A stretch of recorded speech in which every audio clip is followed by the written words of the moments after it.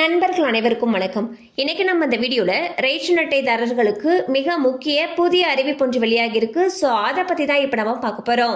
தமிழக ரேஷன் கடைகளில் இலவசமாக அரிசி, மலிவு விலையில் பருப்பு, சர்க்கரை, கோதுமை உள்ளிட்ட மளிகை பொருட்கள் வழங்கப்பட்டு வருகின்றன. அது மட்டுமல்லாமல் அரசின் நிதி உதவிகளும் ரேஷன் கடைகள் மூலமாகவே ஏழை எளிய மக்களுக்கு வழங்கப்பட்டு வருகிறது. இதனால் மக்கள் மிகவும் பயனடைந்து வருகின்றனர். இந்நிலையில் அக்டோபர் 31, 2024 முன்னர் அனைத்து ரேஷன் அட்டைதாரர்களும் KYC அப்டேட்டை முடிக்க வேண்டும்.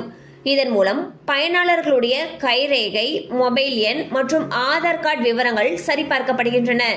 இந்த அப்டேட் முடியாதவர்கள் ரேஷன் ஆதரவு பெற முடியாது. எனவே தாமதத்தை தவிர்க்க வேண்டும்.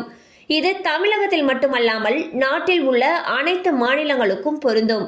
இதுவரை செப்டம்பர் மாத இறுதிக்குள் என்ற அறிவிப்பு இருந்தாலும் தற்பொழுது அக்டோபர் 31 அன்று கடைசி நாளாக அறிவிக்கப்பட்டுள்ளது. ரேஷன் கடைகளுக்கு சென்று POS மெஷினில் கைரேகை பதிவை வழங்கி சரிபார்ப்பை முடிக்க வேண்டும். இது தகுதியற்ற நபர்களுடைய பயன்பாட்டை தடுக்கவும் ரேஷன் பயனாளர்களுடைய விவரங்களை உறுதிப்படுத்தவும் செய்யப்படுகிறது. இந்த அப்டேட் வயதானவர்கள் மற்றும் உடல்நிலை சரியில்லாதவர்கள் போன்றவர்களுக்கு சலுகைகள் வழங்கப்பட்டும் வருகின்றன.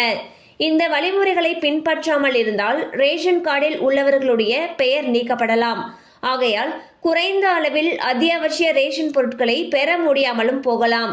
எனவே அக்டோபர் 31 KYC அப்டேட்டை முடிக்குமாறு அறிவுறுத்தப்பட்டுள்ளது. ஸோ பாத்தீங்கன்னா அனைத்து ரேஷன் அட்டைதாரர்களும் அவங்களுடைய KYC அப்டேட்டை வரக்கூடிய அக்டோபர் 31 முடிக்கணும்னு சொல்லியிருக்காங்க. ஸோ இப்படி பண்றதன் மூலமாக நம்மளுடைய மொபைல் போன், கைரேகை மற்றும் ஆதார் கார்டு விவரங்களை ரேஷன் அட்டையோட அப்டேட் பண்ணிக்கலாம்னு சொல்லியிருக்காங்க. ஸோ இது வரைக்கும் பண்ணலைன்னா உடனே உங்களுக்கு டைம் கிடைக்கிறப்ப போயிட்டு பண்ணிடுங்க.